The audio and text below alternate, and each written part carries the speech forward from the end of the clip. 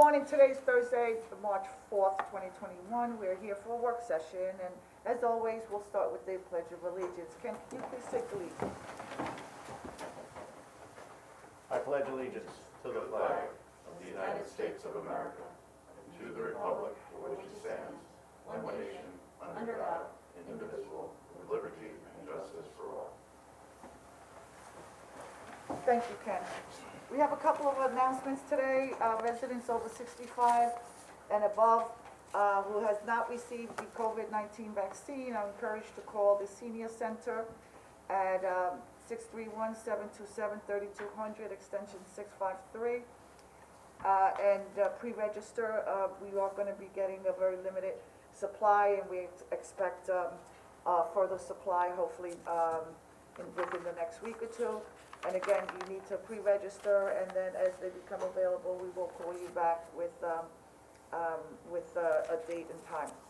Can it still be done online Yes, and it can also be done on online. our website? Yeah, we have a Survey Monkey. You can just enter your information, and if possible, please try to include an email address, because that's how you're gonna, once you receive your first vaccination, the second one is confirmed through email. If you don't have it, they will call you. Okay, moving on to today's discussion, we have the BIDMA matter surrounding the 2021 event schedule.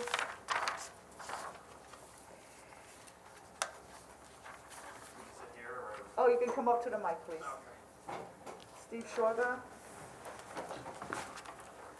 And Christy Verity. Mhm. And Christy Christy. Verity. Christy Verity. Yep. She's coming up. Let's see, he's at the mic Okay, good. first. Rearranging the room. Yeah, aren't you? Good morning, Steve. Good morning, how are you? Thanks for having us. Sure. Great, well, thank you for the opportunity. You know, we have submitted the bid budget, but we really didn't discuss some of the specific dates for the events that we're proposing for next year, or this year, excuse me. You know, I will say that obviously there's a lot of things that are changing and will continue to change, and we're taking that into consideration, obviously, while even proposing this. Any state mandates or local mandates, obviously we would have to take that into consideration. But some of the dates that we're proposing and events that we're proposing, we're optimistic about that. But again, do realize that there might be some regulations that are put into place that limit that. So, you know, we do have a few events, one of which is Reflections. This is the art installation that we do in Grangeville Park. This is something that the bid has contributed to over the past few years, and we'll look to continue to do that. Alive on 25. Last year, we had to adjust and do Dine on 25, which we still want to keep that as an option. If you look at the sheets that we have submitted, if there are regulations that don't allow us to do an event like Alive on 25, we would like to revert back to Dine on 25. But it would be on the same dates that we're proposing for Alive on 25, which is the 2. That's Thursday, July 11th. That is also July 29th, and then also with the rain date of August 12th. We do have some firework funds left over from last year. The firework company was kind enough to allow us to accrue that credit into this year. Well, actually half into 2021 and half actually into 2022. So we tend to tentatively have that date set up for the July 1st, which we usually try to keep that around July 4th if we can. Other events that we are proposing for this year is the Carboat Boat Race on August 7th with a rain date of August 8th.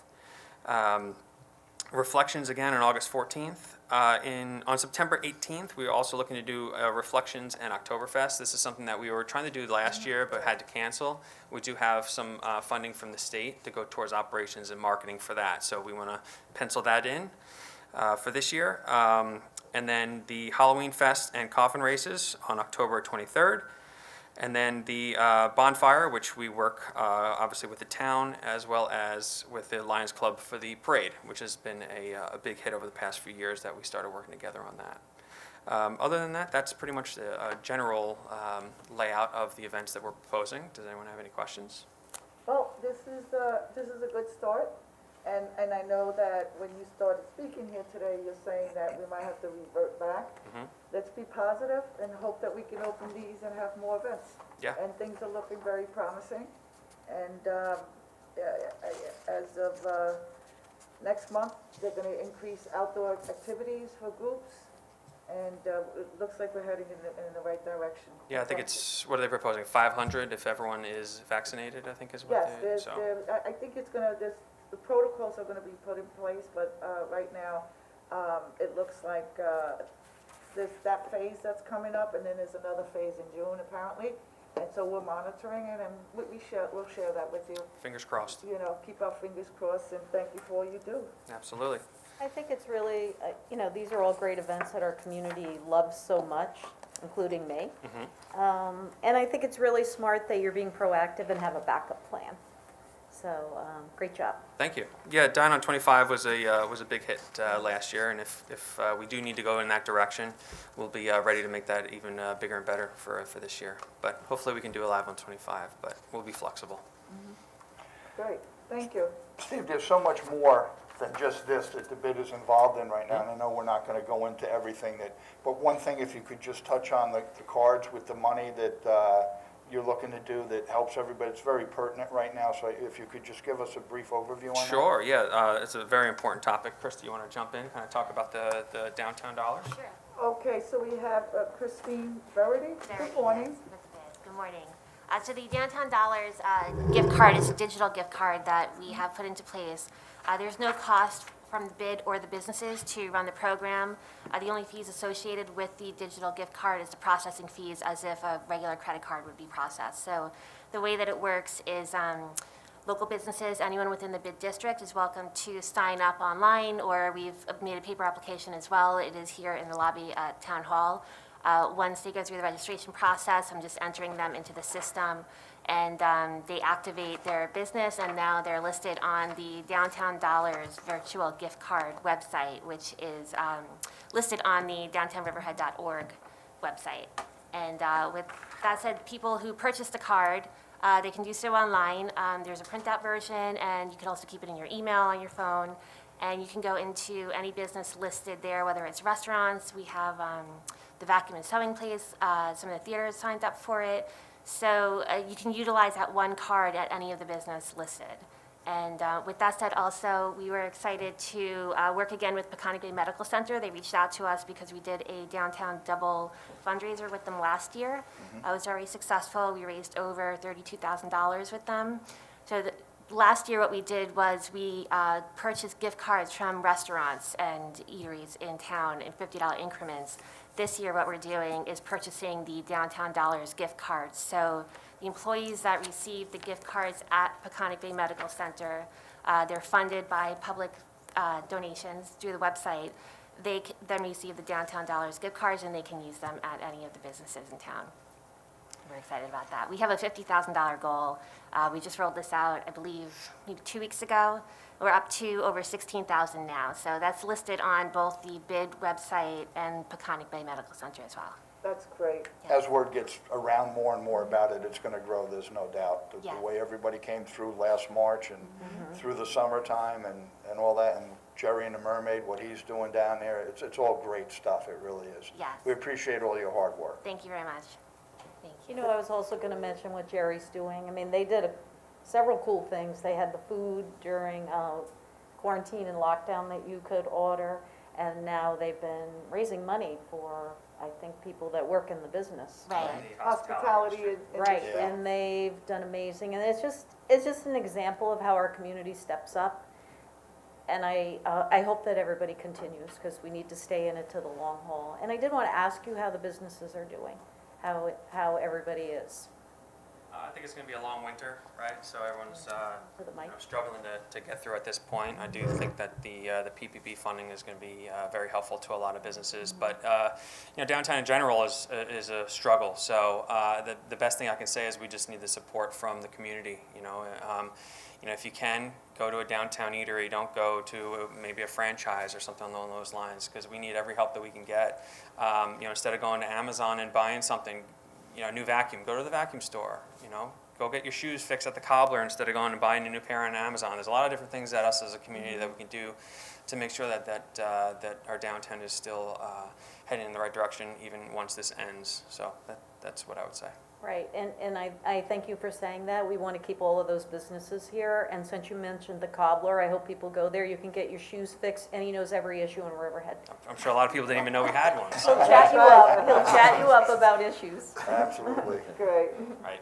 Thank you very much, guys. Thank you. Appreciate it. Well done, thank you. thank you. Our next discussion item is the Veteran Affairs Committee, Thomas Najan, an update on the Hometown Heroes banner project. Is he here? Is he coming online? Okay. You know, I just want to mention before these guys go, Steve, we're having a litter pickup on April 17th, and we're also asking businesses to put out teams on that same day, so maybe you guys might work with us. Yeah, we can get the word out there for sure. Yeah, and then we have Brian, who's our bid ambassador. He can help. You know, we got some supplies and stuff as well that we can help coordinate that too. That'd be I great. thought if we all worked together on that one day, it would Yeah. be great. Yeah, it's good to divide and conquer. You put some people on the waterfront, some people in the Right. parking lots. But yeah, I think Good. you know, Brian, what in our annual recap, how many bags of garbage did he pick up? You talking about Brian DeLuca? Brian Hanlon, he's our bid Because ambassador. I did go Yeah. out with the team from the aquarium one day, and there was so much garbage along the riverfront. Yeah. We do have Brian Hanlon, his name is, he's our bid ambassador. He works about 15 hours a week, and he spans the entire bid district picking up garbage. So I believe it was over 600 bags of garbage that he picked up last year, more so in the summer than in the winter. But yeah, we keep him busy downtown, and he floats around cleaning up, not just trash, but, you know, scrubbing things and helping the businesses shovel if they need and power washing. So That's we'll great. definitely get him on board for the event. All right, I'll send you guys the information. Great, Great, thank you. Great, thank you again. All right, Tom Najan? Good Good morning. morning. How are Can everybody you? hear me? Yes, we can hear you. Morning, Tom. Good morning. How was everybody? Good. Good morning. As you guys know, the Hometown Heroes Banner Project, we started this, the Veterans Advisory Committee started this project back in 2019 with early preliminary research and stuff. We were pretty much one of the first towns in Long Island to scope out this project, other than Babylon, which was early, and maybe Smithtown. They're the only other ones doing a project like this. But we started this committee, and together with the BID, we got it rolling. I'd like to thank Christy and Steve. They're instrumental in getting this project going. Without them, you know, we wouldn't be having this conversation. Many thanks to the BID and all their efforts in getting this done. As you know, we've had the application for the banners, which is in support of all the veterans, the past and present. Anybody in the National Guard, Reserve, active duty, retired can apply. We have a sample of the application. They're both online on the Riverhead website, and I've noticed it was on the Riverhead BID website also, with a link attached to it straight to the application. That was great when they emailed that to me. Again, that was a great job on their part. Altogether, this project was started with Wendell Signs. We have a total of 27 banners printed to date. And on the poles, we have a total of 29 poles to put a veteran hanging on the poles throughout the town on the sidewalk. I think there's still maybe 2 or 3 applications open. We were hoping for a rollout for this coming May for Memorial Day. I think we were going to have a soft rollout pertaining to COVID. We'll see how COVID takes, you know, what we can do and how many people we can invite. Wendell Signs was graciously, they were able to print PFC Langhorne, Medal of Honor recipient, and Deshaun Briggs. They printed those for free for us. So they were going to be our first rollout. We were going to do a small presentation, with COVID restrictions, we'll see how it goes, but maybe we can meet on the sidewalk somewhere. Our initial date was possibly April 23rd at 11 a.m. But again, like I said, with COVID restrictions, we'll see how that goes. The rollout for all the banners to be placed was going to start in April and throughout the month, and we were hoping to be finished by Memorial Day in preparation for the Memorial Day parade. Again, same thing with the parade. We'll see how COVID restrictions go. We could talk about the parade later. I thought there was another mention about that, but that's up to you. That's pretty much it. I mean, I'd like to thank again the BID for all their efforts. This project was great, and I'm sure once everybody starts seeing everything on the sidewalks and bringing people back to downtown, this project is going to go crazy. It's going to blossom like no tomorrow. Everybody's going to notice, their loved ones hanging on a pole in Riverhead, and they're going to say, hey, how can I do that? So this was a great project. It actually took off pretty quickly than I first expected, because we went right into printing pretty much back in November with Wendell Signs. So again, thank everybody for all of that, and this was a great thing for the town. And I think we'll show what they look like. Can you help me? I think you grabbed my picture, right? No? Oh, that's This is, no, Michael Droz, this is actually Lisa's father-in-law, I'm guessing. Yup, This is, yup. She the wants to brag father-in-law about her of Guido father-in-law. Signs. And I taught his grandson. Yup. They came out great.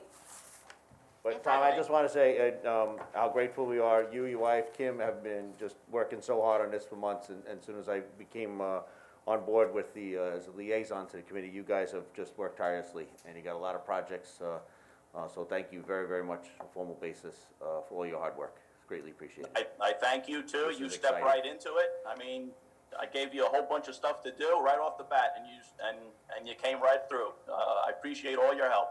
Thank you. Tom's a terrific leader, especially when it comes to veterans.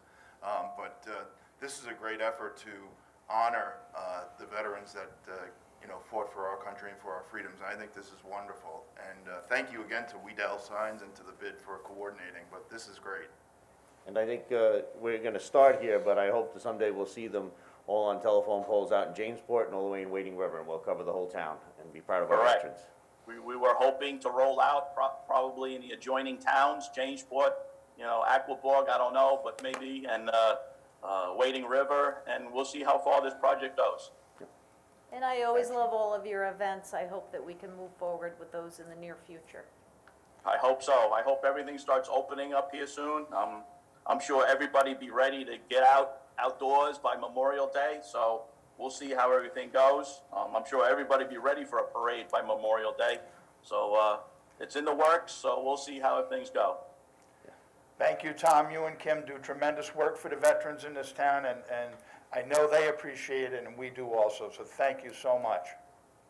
And Much I appreciated. love the background in your room. That's my internal office mess. Yeah, it looks really cool. Thank you. Tom, thank you for taking on this effort. It's wonderful. I can't wait to see the photos. Now you have me intrigued, and I'm sure who's ever listening wants to see the photos. We do have a Facebook page for the town, and I will have, I'll direct somebody in our office to put that up for you. They'll give you a call a little later today, so we can I did- move this I effort.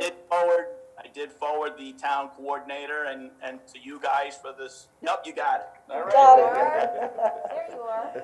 But we know your mug already. Can't wait for the other one. Yeah, And, the wife is sending that to my mother, so. Oh, okay.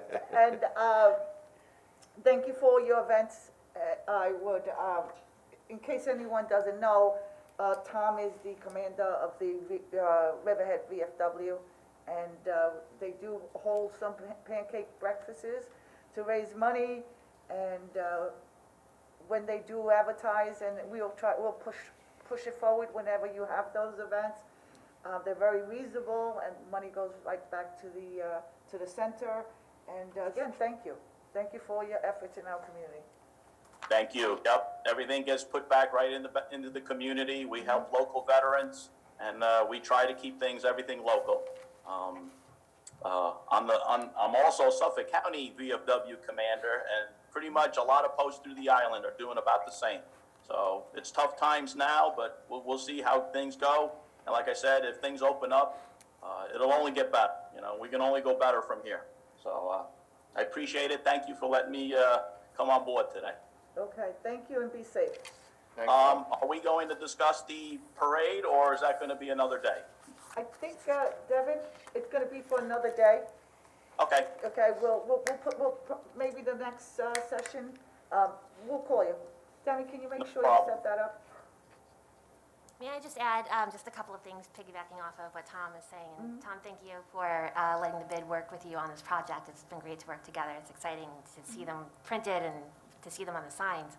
I just wanted to note that the banners will be posted from April through June of every year, and then again from September through November, and that's in observance of Memorial Day and then Veterans Day, and we'll switch them out with bid banners when they're not hung. And if you see the colors and kind of the design of the sign, we worked with Dell on that. They've been very generous with their time and their services. And we matched the colors on the banners with all of the wayfinding signs throughout town as well. So we're really trying to pull them in and make it consistent and really bring, Riverhead to a new level as far as, what we're posting and putting out there publicly, so. And Tom brought up 29 poles. That number comes from picking poles outside of what Townscape handles with the hanging baskets, because that's a beautiful part of downtown when those things are blooming. So we Right, still want to have those in place. This is utilizing the other poles that aren't used for that. And I will also like to say I'd like to thank both the town and Townscape, because we got some funding for the lower pole arms for that to make that possible. So there was a lot of different entities that went into making this happen. So and I'm thankful for all.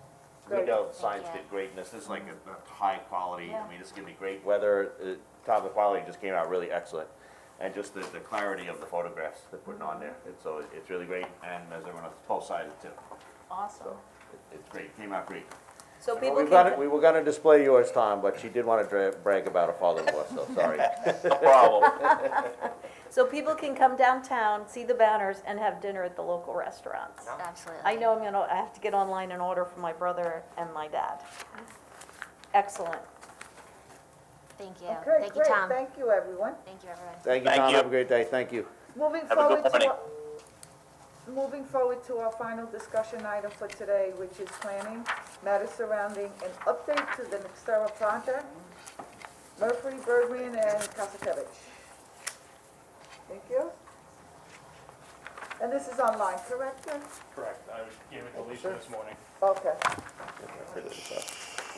Okay, got it. Do we have anyone in the waiting room concerning this discussion?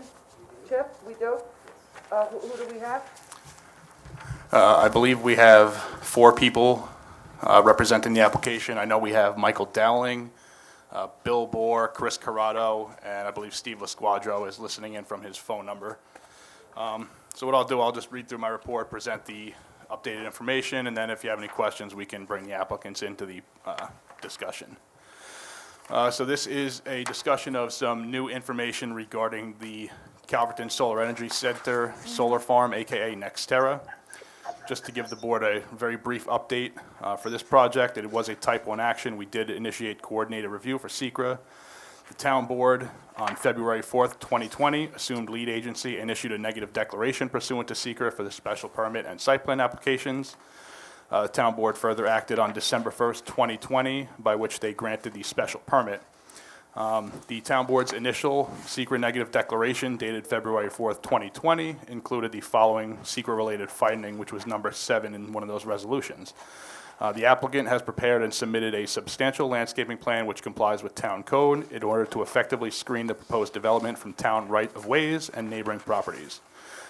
This secret finding and part of the negative declaration was based on information which up to that point was provided by the project sponsor, which at numerous times throughout their full environmental assessment form and other project documentation that was submitted, consistently referenced heights of fixtures of 8 feet and 11 feet.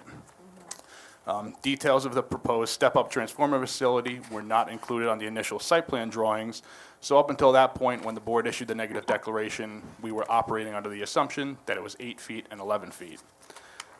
The new information was discovered after the town board granted the special permit. It went back to the planning board for further site plan review in an attempt to get an approval. By my staff report dated January 28th, 2021, I requested additional information on the proposed step-up transformer facility. The applicant did provide this information on February 4th, 2021, at which time it was identified that the height of some of the step-up components were going to be 45 feet, and those are the static masts, which as I understand are kind of like ground rods, lightning rods for the transformer facility, as well as 22 feet for some of the collection risers and transformer components. Now, this information obviously was in conflict with the information that had been disclosed up until that point. Part of the confusion, I believe, in the preparation of the documents had to do with the New York State DEC's definition when completing a full EAF. The DEC defines a structure as anything that is constructed or built which requires location on the ground or is attached to something having a location on the ground. In addition to residential or commercial buildings, structures may also include but are not limited to sheds, signs, fences, towers, poles, rods, sidewalks, and driveways. Now, there is a conflict with our town code, which basically describes a structure as a combination of materials other than a building, forming a construction that is safe and stable. Excluded shall be the combination of such materials having a floor area of less than 50 square feet. So I can see where there was some confusion in the preparation of the documents, but regardless, we did identify the new heights of this. The applicant did provide some visual renderings of the proposed facility. I've included them as an attachment to your report. They basically took different vantage points along Edwards Avenue, superimposed some landscaping, which would screen the view of the facility from the rights-of-way. I did, in conversations with the applicant, I did note some inconsistencies between those visual renderings and the landscaping plans that had been prepared up until that point. The applicant did yesterday resubmit revised landscaping plans, which would coincide to those visual renderings that they had provided. They're now proposing around that substation evergreen plantings that are now proposed at a height of 12 to 14 feet at the time of planting, and they've also significantly increased the planting density. Basically, the updated landscaping plans, which is now also included, it effectively is going to create a wall of green evergreens, as seen in numerous pictures. So my recommendation is that it would effectively screen the view of the facility. In light of the new information which was disclosed, I feel it is reasonable and appropriate for the applicant to amend their full EAF and project documentation to accurately reflect the heights of some of these structures. And based upon the visual representations presented by the applicant and based upon the updated landscaping plan, which does effectively screen that view of the facility, I would recommend that the board just update its negative declaration, amend that resolution to specifically reference these plans, as is my opinion that the proposed landscaping plan does screen that facility. Okay, so what we have here is you before us on requesting this board to amend the EAF? Well, it would be the applicant's responsibility. They would amend their full EAF, they would amend their project documentation, update the site plan drawings, and then I would prepare a resolution for the town board to simply amend the secret negative declaration, and it would be specifically regarding the visual impacts of this facility. Correct, yeah, that's exactly what I was asking. You're before us for the EAF to be amended. Correct. To address the heights. There Correct. was just some confusion Correct. in the past, however, this matter has been rectified. Correct. If I understand correctly, and amending the EAF and this board going forward with the resolution to do so. Correct. Okay. So instead of doing a full environmental review, you're just amending it? Just Well, asking them to correct. amend it. But based on the disclosure of the information, which is really very narrow in scope as it relates to, I mean, the location of the substation had been disclosed at the initial onset of the application. So I mean, based on the disclosure of the new information, yes, it's a very narrow scope. I mean, this is not an opportunity to reopen the entire secret process, which this board had vetted. This is really regarding the specific disclosure of this new information. And I believe the applicant, I mean, unless the board would like to weigh in on it, I believe based on the visual renderings, based on the updated landscaping plans, I believe any significant visual impacts from the location of this substation are adequately addressed by the increased vegetation plan. And in your opinion, this is a very minor matter? Correct. This is not anything that we have to go further, it's just an adjustment, and you're here before the board just to be able to make this adjustment to the, well, the applicant to make an adjustment to the EAF? Correct. Okay. And Jeff, is that, are you of the same opinion? Is this a very minor matter? We want to ensure that, we follow the protocol? Okay? Well, both of these are kind of, I don't necessarily think they're minor. I mean, it is upsetting that, originally it was stated 11 feet, and now you're talking 40 feet. That's a pretty big difference. And I do just want to mention, because someone sent it to me, that the company had been fined in another municipality. They had been fined $50,500 for violating their operating certificate. So just wanted to bring up those points. And I think that's what I have right now. Yeah, we're a government entity, Councilwoman Kent, and whenever there's some type of litigation or some action taken, we're not here to disclose that. I mean, that's something that we can discuss within ourselves.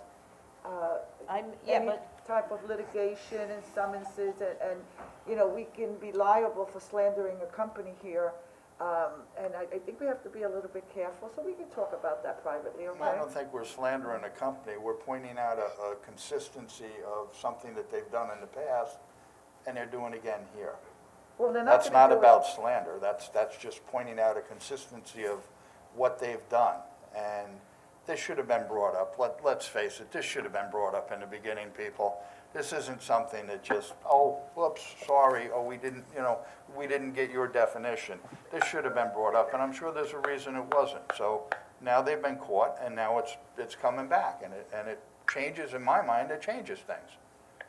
Yeah, and I'm not slandering anybody. I'm simply, we have to always vet everybody and look at the big picture, and I'm bringing up something that's public knowledge and Yeah, it's out there. public information. It's public nothing- information. And I do also want to mention, because this brings me back to that we had been originally, I think it was a community benefit agreement that had a clause in it that the planning board had to grant approval of the site plan by February 4th. Remember that, Bob? That came out. Right, I know that, but Yeah. that was originally in there, and that's a was- concern for me. was- But yes, it was removed. It was put in very early as part of the negotiation. It was requested by Long Island Solar, NextEra. Right. And early on in negotiations, we removed it, and it ultimately was not included in the agreement that was approved by this board. And Bob, can you just go back to what it was, though, what was requested? It was requested that if the planning board didn't approve the site plan by February 4th, then they were able to withhold the funds? They would have a right to terminate the agreement. Right, so, I mean, as a practical matter, if, the agreement was going to be triggered upon special site plan approval anyway, so if the site plan approval doesn't take place, we still don't have an agreement that would be enforceable. and my point is, we just had to be cognizant of all of these things that have come up, because it is our job to look out for the town. And I totally agree that it is our job, that's why we're here, that's what we were sworn in to do. And yes, we should always vet anyone, especially when there's such a large-sized project. However, again, I have to rely on my planning board, I have to rely on the building department to give us guidance. We're not the experts here, we make decisions based on common sense. And again, and I just want to make clear that basically you're here so an EAF gets updated and you'll say that it's something that it's commonly done, it's usual, it's not unusual to be done. And so, well, I guess we'll decide if we're gonna move this forward to a resolution stage. Do- Do any of the other board members have any other questions? I mean, are we satisfied with the updated landscaping, or, you know, I mean, Okay, again, this is just on landscaping, Correct. all Well, right, that we're dealing, and as long as the landscaping is in place and it deals with the height, I really don't see a problem with it. And Frank, where do you stand on this? I still favor the solar project. I don't think this is significant. I was surprised by the fact that we didn't see this originally, but, compared with other projects that are being offered under Industrial C, I think this is the most passive and beneficial to our community. Okay. Tim, where do you stand? I spoke. Okay, are you for it or not? Do we need a This discussion? isn't a vote. Oh, it's doing it to save it. This isn't Are we a gonna vote. move it forward? This is not a vote. Okay, so, anyway, put in the resolution and we'll put it to vote, all right, thank you. okay? And just one last point, I think as boards, we need to work together, and I think to some extent, we put the planning board in a difficult position on this. Well, but it was while I agree with you, ultimately, the information was disclosed through the review, and that's why we're here back to correctly reflect the record. But it was caught. I mean, frankly, if this was not caught through the diligence of the planning board, we'd be looking at a collector substation right on Edwards Avenue, and now we've, received a significantly increased landscaping plan, which, will effectively screen the view. So had it not been for the diligence of the board in catching this, it would have been seen from the town right away, and that's it. Right. I've been watching the meetings, and I was thinking, thank God these inconsistencies were picked up, and I did see that you were bringing up good points as well in the meeting, but I just think we need to be supportive of the planning board as well. All right, thank you.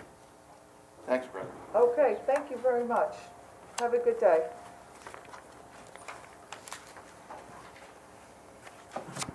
Okay, in a moment, I'm gonna ask to make a motion to enter into executive session to discuss the following: legal matters surrounding pending litigation in the matter of Crown Castle Towers, with our town attorney. Can I have a first and a second to enter into executive session, please? Make motion. Second. Second. All in favor? Aye. All opposed? So move. And everyone, please be safe. Thank you.